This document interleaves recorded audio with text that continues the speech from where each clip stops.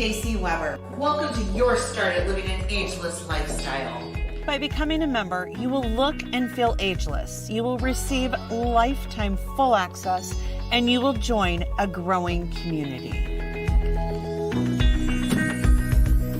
Our community is all about being positive and building each other up. On this site, things to expect are various educational resources, exclusive video content, as well as consultation discounts. Before I step into a meeting with these clients, I just wanted to say I am so excited for you to join the Ageless Lifestyle community.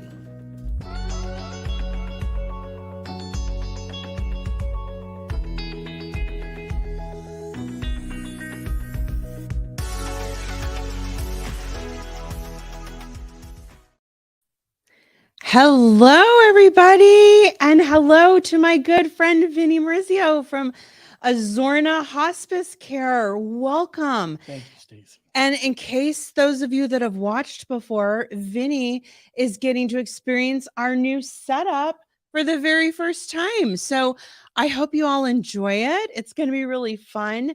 And so what we're going to be talking about today is hospice. Hospice has been top of mind right now because it's the most misunderstood topic of Medicare, I think. For me, it is. So I'm assuming for me, it is for everybody. So what I want to do is just kind of have a little open dialogue. We're going to talk about it. If anybody has any questions, just type in your questions into the chat, and Vinny is here to answer all of your questions. But let's just talk about, how'd you even get into this? Why'd you get into it? And it's interesting. I started at Chandler Regional Hospital and I worked with the palliative group. Yeah. And it was then when I began to realize how much is needed in hospice and how much is needed for palliative care and how no one even knew what the word palliative care meant. We still don't know. And I will bring so you you're up to gonna date on yeah that. Yeah. And then we also found out that so many families were not prepared for hospice. They didn't know what the steps were, when a person was ready. And from there, I went and joined a hospice and became their director of development and helped build a team. Uh-huh. I helped them open an office in California and then in Hawaii. Yeah. And then I came back to Phoenix, and it's been 17 long years of doing hospice, but wonderful. Oh my gosh. And I'm very blessed to be able to do it in the same area where I grew up. Most people realize that, I'm a Tempe kid and I've been here since I'm 10. I won't share my age now, but again, I've been able to work. The hard part and good part is I've worked with friends, family, their parents, my parents, just local people that I've known a long time. You're able to just really help a lot of people. So you've been such a blessing. Thank you. So let's get into hospice. And it's as broad of a topic right now as Medicare is. You had mentioned hospice versus palliative. Let's just maybe break it down. I'll tell you, for me, when I hear the word hospice, it feels like, oh my gosh, like that means that somebody is at their last days or last months. But what I'm learning from you is that's not the case. So no, it is not the case. So let's talk about what it does. And I'd like to begin with palliative care. Perfect. Because again, people don't know the word. And the word palliative means to cover, to cloak, to hold closely. Okay. And the goal when someone is leaving a hospital or a rehab facility is to have someone monitor them at home. And as we discussed before, are you taking your pills properly? Are you feeling okay? Are you overly sleepy? Are you having digestive issues, etc.? And a nurse practitioner goes every 3 weeks to check on you. And you can also call and say, I'm having a problem. I need something additional. Mm-hmm. So palliative is the first part of the journey. Okay. And we have many patients that are on palliative care and home health at the same time. Oh. Yeah. Palliative care is billed through the nurse practitioner or the doctor the same way you would bill for any type of medical visit. Okay. So that goes through your regular insurance or your Medicare insurance, your supplement, that pays for the palliative care piece. Okay. So they can have home health and palliative care at the same time. Perfect. There are people that will go on palliative care and they will graduate off. It's just a step to help them on that journey. Okay. There are others that go on palliative care because a lot of the times the doctors are afraid to use the hospice word. People panic when they hear hospice. They do. They think end of life. I'm dying. Yeah. And You're going to so- come inject me with morphine and I'm going to die within the next few days. And the hard part is not only is it hard for the patient, many patients have not shared with their family where they're at in this journey. I have a few doctors that I work with that I think just take it to the next level. They invite the children to the doctor appointment in the office and say, just so you know, mom is ready for palliative. Mom has this, this, and this. And technically, she would qualify for hospice. Oh. Hospice, you have to be ready in your heart, in your soul, and in your mind. Oh. It's spirit, mind, and body. Wow. And you have to understand what that next journey is like. And I'm not there to come and tell you, by the way, your mom could pass in the next 6 weeks. We don't know. We don't know. And that's why palliative starts that journey. But the nice part is from there, many of them that weren't sure are then ready for the second part, which is hospice. Okay. And I think the biggest See, I had no idea. So I hope y'all learned something there, that the whole hospice journey starts with the palliative, then transitions into the hospice part. correct. And that's for people, again, that aren't ready or never knew they were that sick. It came up as a surprise. And it's just hard to just explain that it's time for hospice. Right. And the other piece to hospice, which is the biggest, misconception, is hospice is a place. Hospice Right. is not a place. Hospice is 98% of people prefer to be in their home with their family, their loved ones, their pets. And so 98% of people in the United States prefer to pass on hospice at home. Okay. What is entailed in hospice? Because that comes up a lot. Right. We will bring any type of equipment, DME equipment. We cover the meds that are for the illness because that's covered by Medicare. It would mean you get a CNA, a nurse, you get a chaplain, a social worker, and a volunteer. And how often do these people, are they there all the time, 24/7, or is it? No. It No. depends on how critical you are. Okay. We do have end of life care, which we could be in the house for 4 to 6 hours. And sometimes it does go to continuous care, Okay. which is 24 hours. The thing with hospice at home, you have to have a family member living with you. It's very difficult. Well, that's it, When but you're yeah. doing your own meds. Yeah. You got to change your own diapers, etc. Uh-huh. And so within a week with Azorna Hospice, you will see someone between 4 and 5 times. They normally come for about an hour and they check on the patient. Okay. They help to clean the patient, get the patient looking pretty, Yeah. dress them.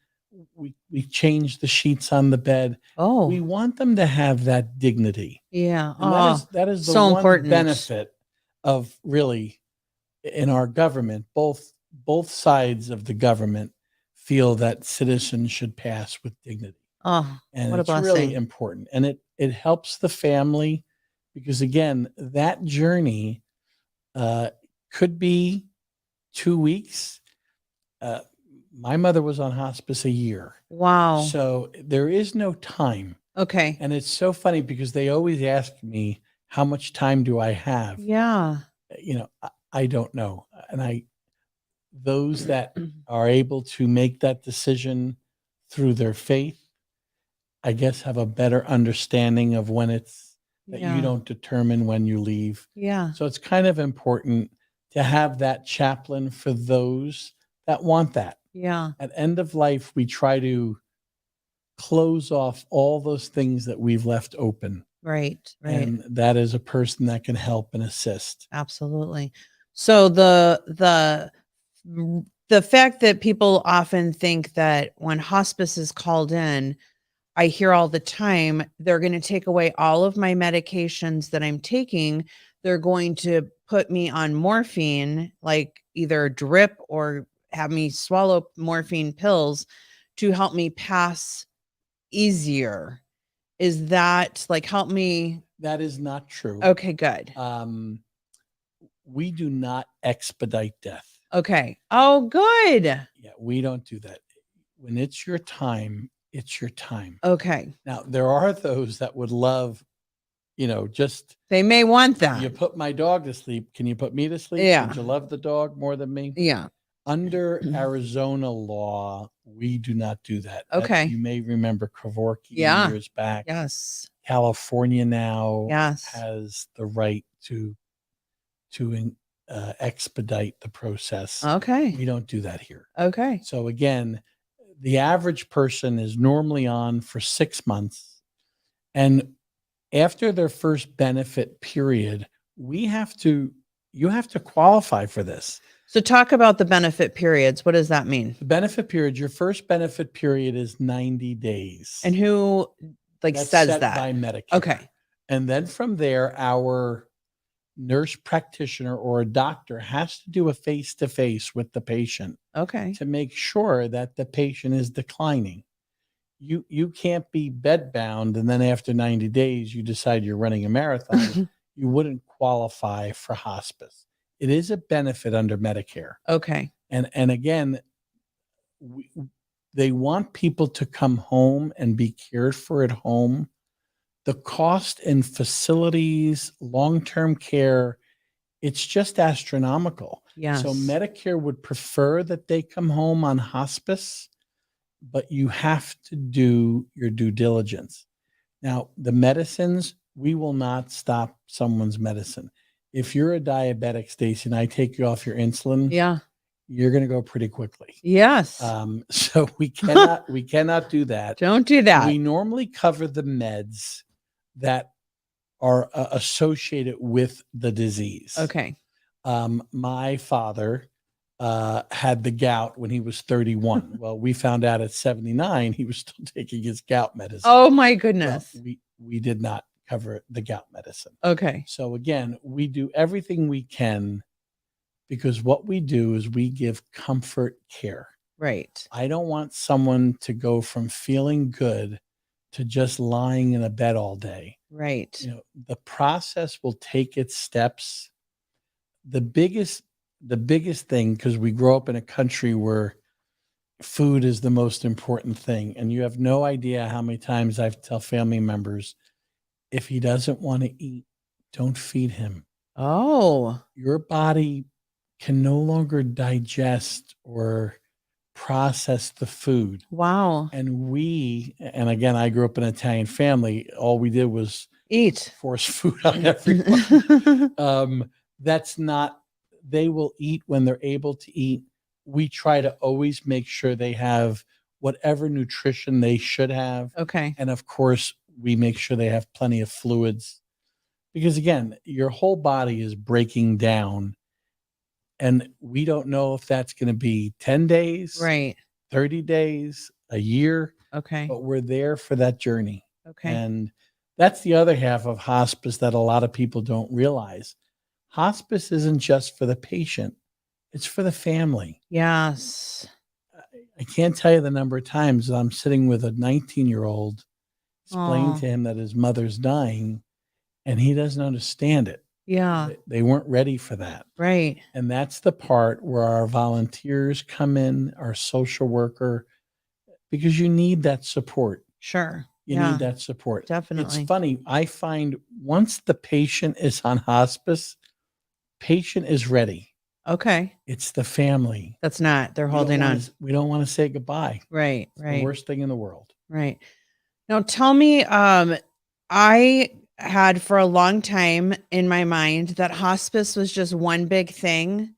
And talk to me a little bit about the different hospice companies. Like, for example, I had no idea that you had this Azorna hospice and palliative care company. And I just thought hospice was hospice. So talk about And a what lot of that is. people feel my mother used to always tease me. She thought I worked for Hospice of the Valley. And I'm like, no, mom, I don't.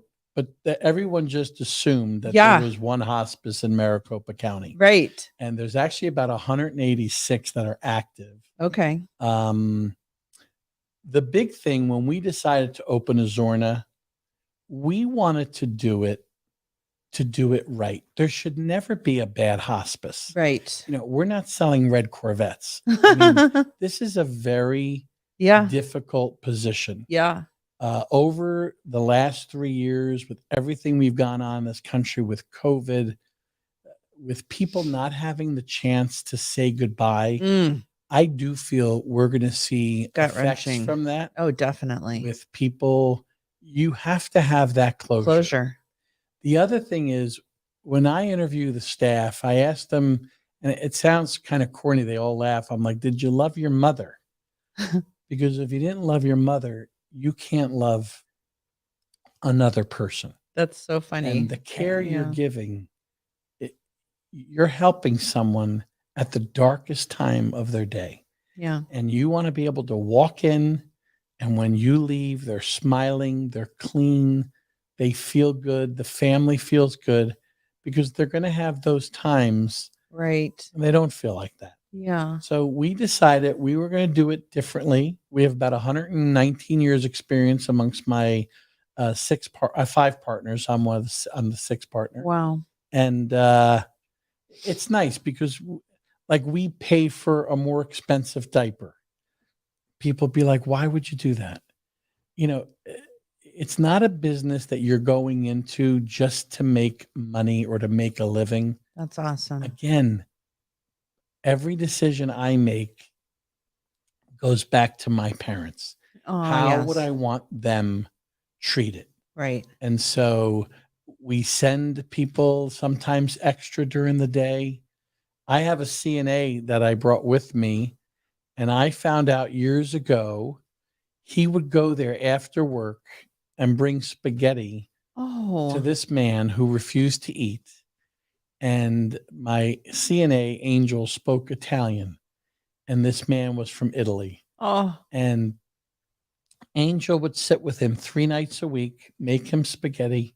that's the cutest. That's what care is about. That's what I want. Spend more time with my patients Yeah. than just going in. We try to do about an hour to an hour and 20 minutes a day every time we visit. Okay. And sometimes it goes longer. Sometimes we go back at night. Oh, Because once you're on hospice, that's the other big misnomer. You will always be able to see your PCP. If you come on because you have a brain tumor, you can no longer go see your neurologist. Once you're on hospice, Medicare will pay for comfort care. You can't have both. They will oh, not pay for you to be treated at the same time. okay. And so that's the biggest thing that people don't know. Yeah, And I did not know we're that. upfront with people. We want them to know. And sometimes it takes them a while before they can come. They are comfortable making that decision. And again, my job is to help give them knowledge and Mhm. to educate. I am not here to push their decision. Wow. So Okay. it's really important. That is important to know. Now, something that I've just learned from you is that hospice will help out if somebody is at the level of care. For example, they're healthy physically, but they're having cognitive issues. So, for example, Alzheimer's or dementia. Talk to me a little bit about how hospice can help with that. Alzheimer's, Parkinson's, and dementia are the hardest 3 diseases because you really have to be at end stage. Okay. It's sad, and we're seeing more and more dementia. It's just like every other patient has dementia. Yeah. I think it was all the aluminum in the canned goods that they ate growing up. I don't know. It's possible because I'm telling you, we're Yeah. seeing more and more. And oh, it's sad because in many cases, dementia can have a violent side. So can Alzheimer's. yeah. Sundowners. My grandfather had sundowners syndrome. Parkinson's. Oh, I have a very good friend and he has Parkinson's, and it was difficult. yeah. His parents took care of him for almost 30 years. Wow. And it's hard. It's not easy because with those diseases, you can live a long time.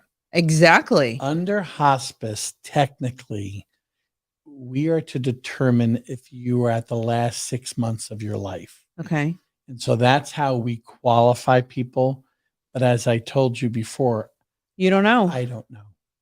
I don't know when it's going to happen. So those diseases we can help.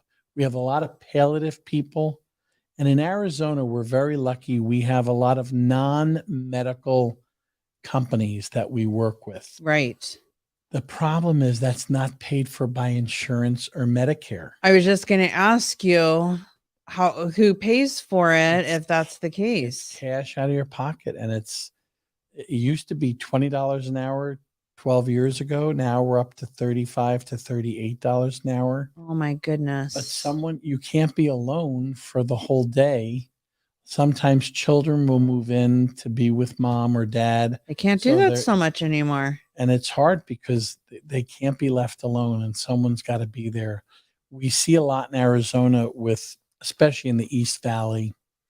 We have a lot of trailer communities. Yes. And it really is a blessing that they're so close.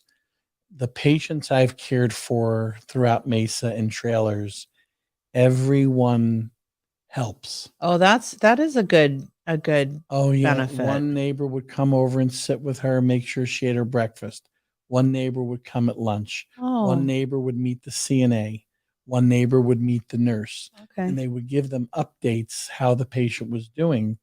Because again, in some cases, the patients don't know how they're doing. So all my trailer park people and all of my RV community people, make sure you're paying attention to this because you may need to really get to know your neighbors. I mean, that's big. It is big. And I have to say, they build a wonderful community and it's awesome. It is, they work, we say a village raises a child. Yeah. Well, I have to tell you, these villages take care of each other, which is really nice. That's awesome. Yeah. Now, if somebody is at home alone and they're unable to care for themselves, are they able to go to a hospice facility? And for how long can they stay in that facility? That's a very good question because some people feel hospice is a place. Yeah. And hospice is not a place. Right. Hospice can be done anywhere. But in order to have a facility care for you, you technically are at end of life. But what if you move into a group home? That's different. Okay. And I'll go over that. But when strictly with hospice, the benefit is 5, possibly 7 days in a hospice facility. Yes. Okay. An inpatient unit is what we call them. Okay. So you have to be at that point where you are declining. Okay. Now, we work very closely with many group homes. Arizona has over 3,600. Wow. And as you and I spoke before, we spent all this time a couple years back with the president trying to get certain care passed. Well, nobody ever figured out, what are we going to do with people when they can't afford to be home? And that's the biggest problem right now. It is. There's nowhere for them to go. Mm-hmm. Your insurance normally doesn't pay. I'm finding a couple of the younger ones that are older than myself, a little older.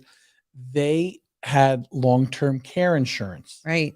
It's very expensive. You normally had to work for a big company. Mm-hmm. Those that didn't have that, you have to pay. And right now, because of the shortage of staff, we will recommend a group home. It's a little bit more inexpensive, but it's a 4 or 5 person to 1 ratio. Right. Where in a lot of these bigger buildings, it's 2 people at nighttime for 60 to 100 people. Wow. And you're talking about in an assisted living facility type Yeah. of, not a group home. Yeah, and not even Wow. assisted living. This is a SNF. Oh, which is a where skilled nursing That facility. is correct. That Ugh. is correct. And it's hard. It's a tough decision because you want mom or dad to go to a lavish, beautiful Of place. course. And I try to explain to people it's all about the care. Yeah. I want to know that she's dry, she's being fed, she's able to talk. Because, part of what we do in our culture, we communicate, we make friends. That's the Right. American way. Right. And I think we've always done that so well, and they can continue that. And they celebrate birthdays, they celebrate holidays. Yes. And I had a good friend whose mother passed away, and I placed her in a facility, in a group home, Uh-huh. because she got mad at her son, tried to run away. Oh, dear. Oh yeah, and they couldn't care for her at home. And when I brought her there, she says, "I am in heaven." Oh, She lived 3 years in that group home, well, isn't that and nice? it was the best thing he ever did. Oh, But you have to look. You have to look at the facilities. In Arizona, there is a way for people who don't have the means, the financial means. uh-huh. It's all text, Yes. and there are all text applications. You have to make less than $2,100 a year. Right. If you have a spouse, you can own a home, but you can't have a savings. It's kind of difficult, and that's why I recommend to anyone, and our social workers will start the all text applications immediately, because it takes about 30 days, sometimes longer. Yeah. But I have many group homes that will take the patient all text pending. So Oh, the family doesn't have to outlay all that money up front. It's expensive. to A move into a decent group a home. decent home in the Southeast Valley, Tempe, Mesa, Gilbert, Chandler, the lowest I've seen is 1,800. And again, the care, they're safe, but it's not glamorous. Yeah. Where, we've got a couple right now. The East, it's gone crazy because of everything with COVID. It's about 5,500 a month. Now in Scottsdale, where we are, I've got a couple group homes that are 85 to 9,000 a month. Are you all hearing that? $8,500. $100. Wow. And don't forget, this is not the end of your journey. This is just the beginning of the journey. Wow. Some people can go into a group home and live there like my friend's mother did for 3 years. Yeah. You got Yeah. to be prepared. Yeah. And when they Financially. sold her home, that money went to pay that care. Yep. Yeah, a lot of people are confused about how that works or who winds up paying for it, and they get their money. The state of Arizona will still get their money no matter what. Yeah. So when you have somebody in a group home and you offer extra benefits, things like hospital beds, or hospice is able to come in and manage some parts of the care, what you're saying basically is that Medicare is the one who's covering that and paying for that, but the home health care facility is something that you're paying for on your own. Correct. The person will pay to have a roof over their head and their meals. Okay. What hospice does through Medicare will pay for whatever equipment they need. And a lot of the seniors, the beds are one of the key things. They're not pretty. Yeah. And people don't want to feel like they're in a hospital bed. Right. But it's a safety thing. I can lower it to the ground when they have to get up and go to the bathroom. Oh. I can have rails on it so they don't fall out of the bed. So it's those Nice. things. In a SNF, you can't have rails. They have determined Yeah, I that, just heard that rule. What is that yeah, rule? well, they've determined that it's confining and they're not allowed to do So that. then they roll out of that bed. Correct. And that's why, Uh-huh. as I shared with you, I try to have the beds put low in a facility. If they can't have rails, we put mats. I'd rather mom fall on a rubber mat, Yes. no end tables, because she'll hit her head. Now, these are all things that no one is able to think of until you've actually gone through it. Talk to me. We had talked off camera a little bit. For those of you that have family members, talk to me a little bit about what we talked about with the importance of the family getting involved, and at what point do they need to do that, and the questions they should ask. It is very important. And it's very interesting. Like, I hate to go to a presentation with 6 kids, mom and dad, because again, everybody has their own opinion, and some people are in a different point in their life. Mm-hmm. The youngest normally has a problem that mom's going to go on hospice. I'm not ready for her to die. Got it. But I try to meet with everybody at one time, because again, I'm not there to sell them. I'm there to educate them. Perfect. And then the brothers or the sisters that are in charge, and most families pick one person that handles it, Right. and that's the person that makes the decisions. Okay. And another piece too, which we didn't talk about with the dementia and the Alzheimer's, we're seeing more and more behavioral issues. What do you mean by behavioral issues? Talk about that. Violence, Mm. Mm-hmm. wandering at night, trying to break out, going into another patient's room. Oh boy. And that is a whole nother step. And you have to be honest. Do not try to move your mom and dad into a facility and say, well, she just doesn't remember tomorrow. There are behavioral group homes and it's expensive, and that is not covered by Medicare. And we're seeing more and more and more behavioral patients.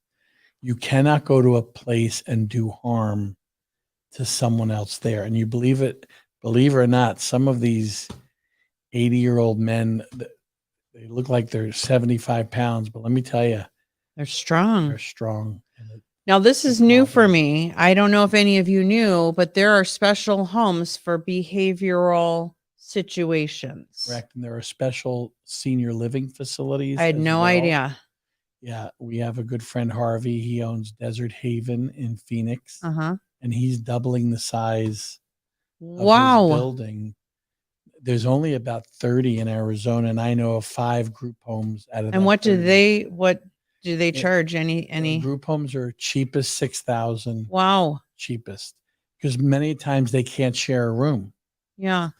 Because don't forget, when you go to a group home, you could share a room. Okay, and that decreases the premium. Well, yeah, because they can only take so many beds under state law. Mm-hmm. And in a behavioral, some people can't share a room because you don't know what they're going to do in the middle of the night. Wow. And technically, they're not allowed to restrain them.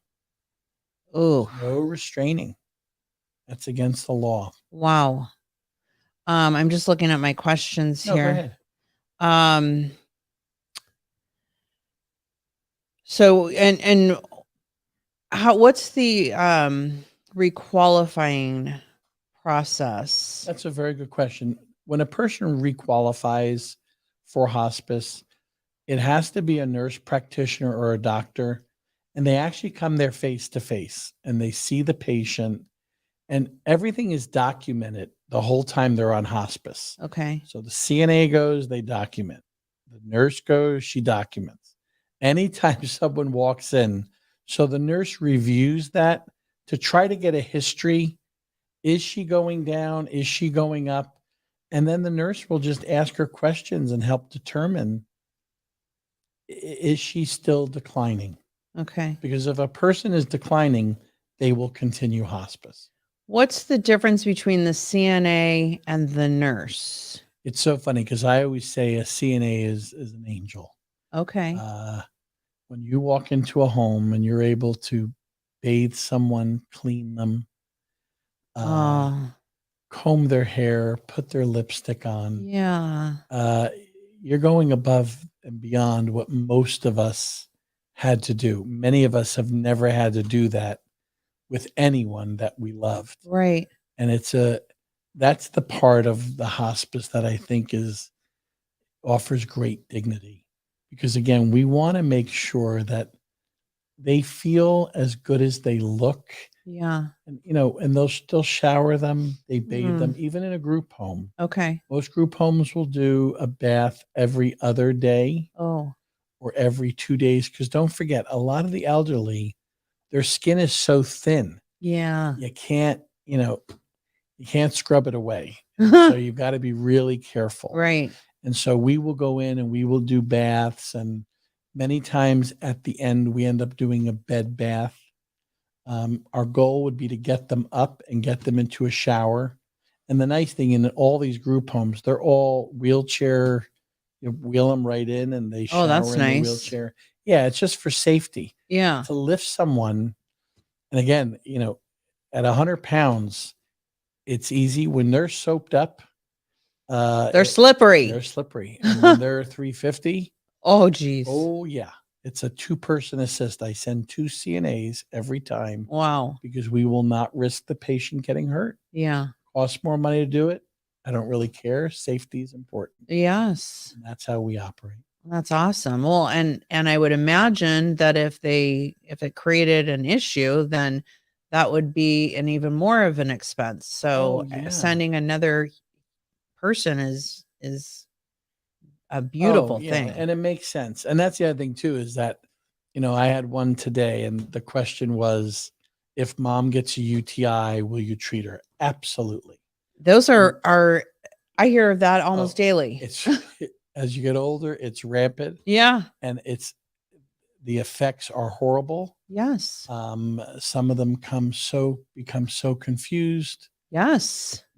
angry. They say things they don't mean. Yes.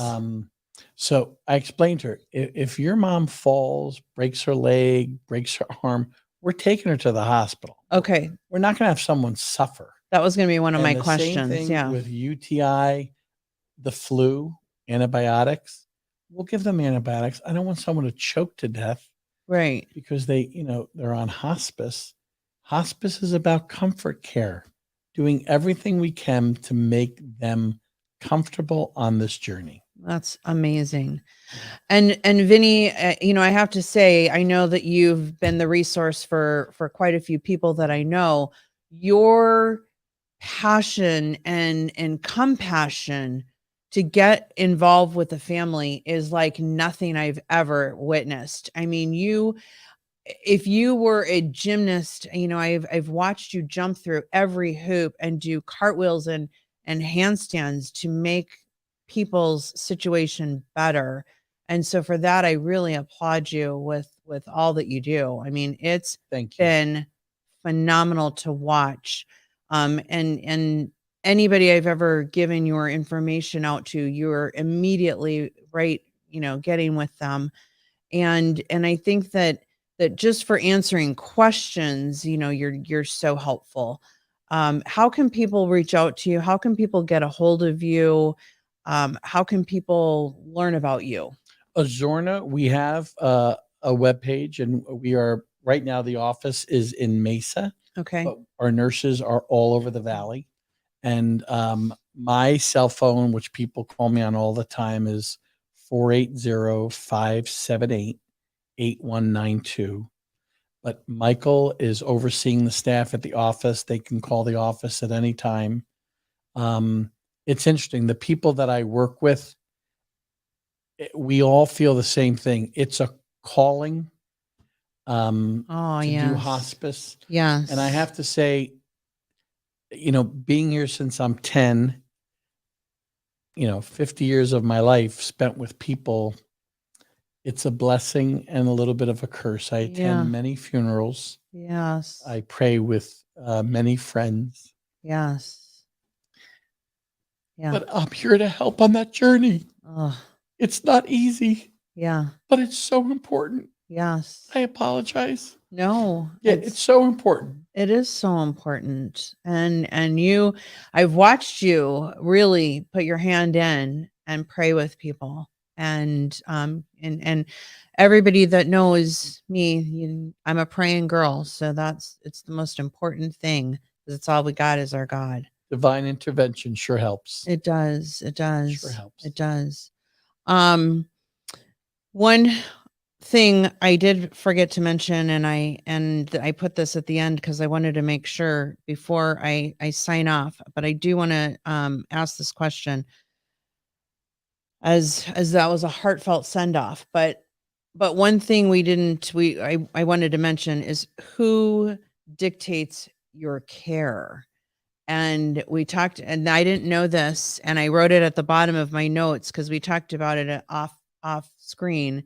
I wanted to make sure I got that in here because I wasn't aware. It's important. When a person goes on home health care and they have to go sometimes to a facility to be treated or have people come into the house, many people sometimes get angry at their doctor because they felt they didn't give me enough days.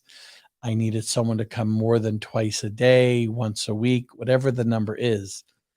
The doctors and the hospitals do not determine what your rehab will be. It is your insurance company. So it's your medical advantage plan, and or if you're under Medicare age, your insurance company dictates not only where you can go for the care, but how much care you're going to receive. Okay. The standard through Medicare is normally 21 days. Right.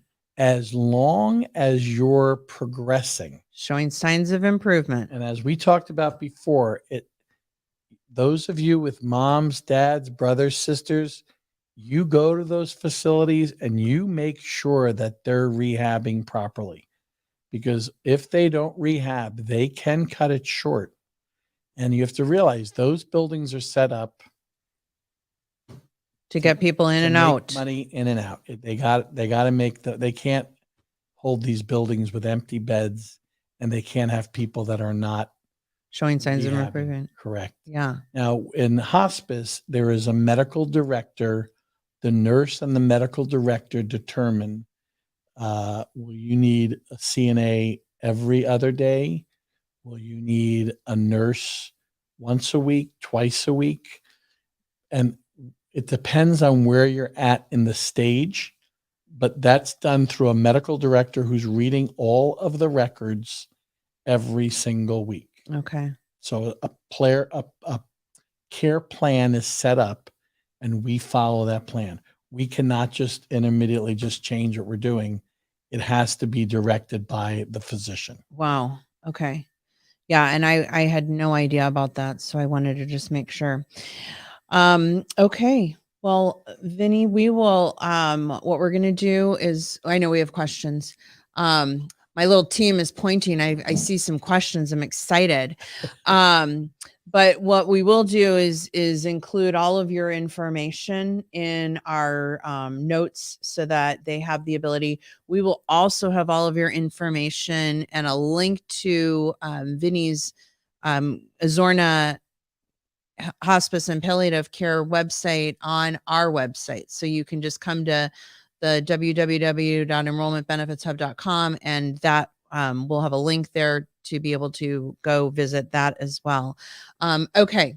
So my team's going to have to help me out with the questions though, because I cannot read them. Okay.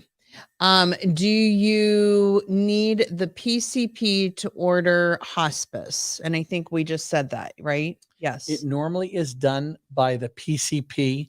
However, there are times when if you're going for chemo, it could be the oncologist. Oh, it or a could be cardiologist, neurologist, pulmonologist, any kind of gist there is. But one thing we do, I have always kept in touch with the PCP. Okay. Nothing is worse for a PCP to care for you for 20, 30 years of your life. Right. And find out 90 days after you've passed that you passed. Yeah. And it happens all the time. Hospitals are bet. not required to reach out to the PCPs, but because, again, I grew up in a community where we all knew each other, Yeah. so I would call Dr. Page and let him know what was happening, and Yeah. they appreciate it. Of But course. PCPs are normally the ones that give us the order to evaluate. Okay. Okay, good. All right. And was that the only question? Okay. Awesome.